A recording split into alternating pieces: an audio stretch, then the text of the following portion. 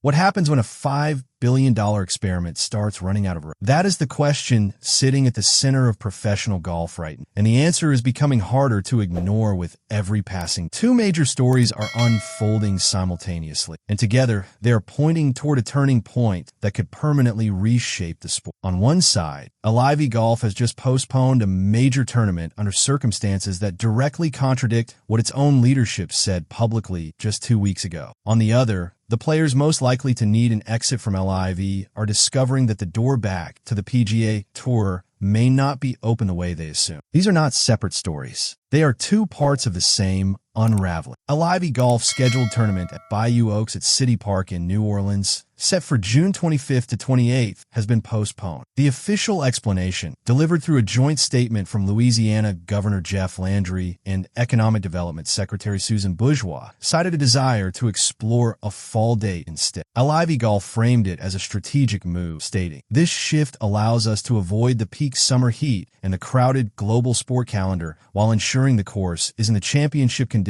our players expect." That explanation, on its own, might sound reasonable, but the timing makes it nearly impossible to accept at face value. Less than 2 weeks before this announcement, LIV Golf CEO Scott O'Neil sent a direct message to staff and players insisting the 2026 season continues exactly as planned, uninterrupted and at full throttle. Then, in a broadcast interview during LIV's tournament in Mexico City that same week, O'Neil said something that told a very different story. "The reality is you're funded through the season, and then you work like crazy as a business, create a business and a business plan to keep us going." That clip was later deleted from social media. 2 weeks later, a major event is gone from the schedule. Those two statements cannot coexist, and one of them was clearly misleading. The financial damage to the state of Louisiana is real. Louisiana had committed approximately $7 million total to bring LIV Golf to New Orleans. Of that, $2 million had already been spent on course upgrades at Bayou. Governor Landry confirmed that LIV agreed to return $1.2 million it had already received, and that it was no longer eligible to collect the remaining $4 million. The $2 million in infrastructure improvements, however, is not coming back. Landry framed those funds as improvements that remain in place for the community, which is accurate, but it also means public money has been spent on a tournament that is no longer happening on schedule, with no guarantee it happens at all. We appreciate LIV's good faith efforts and look forward to maintaining our partnership as we continue conversations around an event later this. The joint statement. That language is diplomatic, but Louisiana taxpayers are left holding the consequences of a deal that fell. The scheduling damage extends beyond just one state. With the New Orleans event gone, LIV Golf now has no tournaments in the United States between Virginia, May 7th to 10th, and Bedminster, New Jersey, August 6th to 9th, a gap of nearly 3 months without a single American. There's also a 46-day window between the Spain event on June 7th and the United Kingdom stop on July 23rd, with no tournament anywhere on the calendar. LIV has pointed to the FIFA World Cup running from June 11th to July 19th across the United States, Canada, and Mexico as a reason for the timing conflict. But that raises an obvious question. The World Cup schedule was publicly announced long before LIV booked a June date in New Orleans. Why wasn't this considered then? The answer likely has less to do with soccer and more to do with the Saudi public investment. Earlier this month, Saudi Arabia's Crown Prince and PAF Chairman Mohammed bin Salman approved a new 5-year strategic plan for the sovereign wealth. That plan focused on domestic investment priority. It did not mention LIV Golf. The PF has reportedly invested more than $5 billion in LIV since the league launched 2022, burning through approximately $100 million. O'Neil himself acknowledged earlier this year that LIV could be another decade away from profit, compounding everything. The ongoing conflict involving Iran and the closure of the Strait of Hormuz has cut Saudi oil exports significantly, placing real financial pressure on the kingdom's resource. The money that seemed unlimited is no longer flowing the same. PGA Tour CEO Brian Rolap was asked about LIV's situation on the Pat McAfee show, and his response was deliberately measured. "We are reading the same headlines as you. We do not know exactly what is going on." That careful phrasing is itself a signal. The PGA Tour is not panicking. It is watching a rival deal with a crisis and considering its options with patience. The most instructive recent event in this conversation is the return of Brooks Koepka. In January 2026, Koepka became the first player to come back to the PGA Tour through the newly created returning member program. He was out of contract with LIV, reached out to the PGA Tour himself, and accepted terms that Rohlap described as one of the largest financial repercussions in professional sports history. Those terms included a $5 million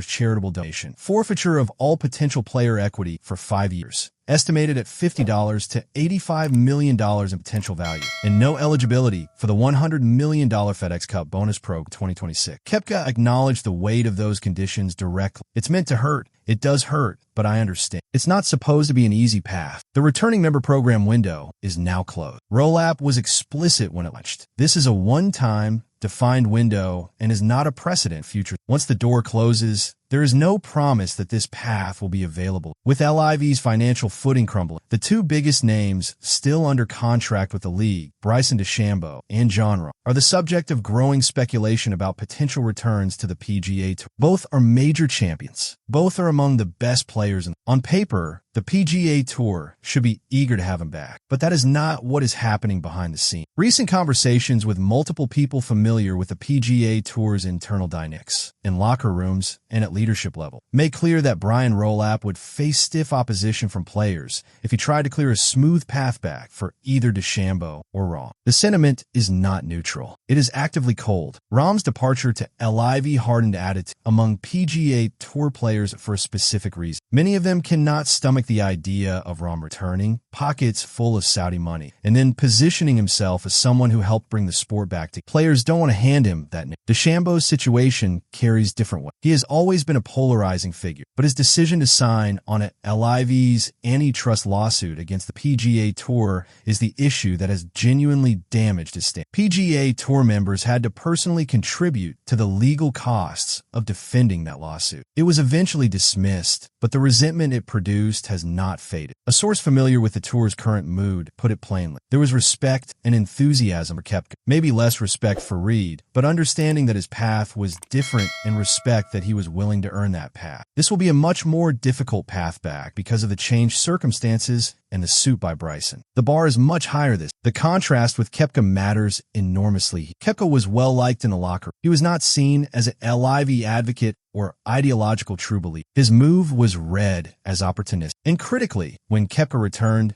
the PGA Tour still believed, based on repeated assurances from O'Neil, that LIV was funded 2030. That belief is now gone. The market has shifted completely. If DeChambeau or Rahm attempt to return now, insiders say it will be perceived not as a choice, but as desperation, the result of Saudi money drying up, not genuine desire to compete on the PGA Tour. That perception changes everything about the terms they would face. The conditions offered to Koepka 4 months ago, before the PIF signaled its withdrawal, would likely look generous compared to what comes. The prevailing attitude among PGA Tour members was summarized bluntly by one insider. We have 95% of the best players, and we can live without the other 5%. Rohlap has publicly said he wants all of the world's best players competing on the PGA Tour, particularly as the organization heads into what it hopes will be a lucrative new media rights negotiation. But Rohlap answers to players and investors, and neither group is currently pushing for a reconciliation. Another insider framed the stakes with withering clarity. Golf immortality is achieved by winning majors, PGA Tour events. You're not going to achieve immortality by hitting golf balls over your garage. When LIV Golf launched in 2022 with what appeared to be unlimited Saudi backing, the PGA Tour had to react defensively, raising purses, creating signature events, restructuring player compensation. The power dynamic forced the PGA Tour to compete. That dynamic no longer exists. LIV players now need exits. The PGA Tour controls the exits. Host states are requesting refunds. Sponsors are watching carefully. And the PGA Tour's upcoming media rights negotiation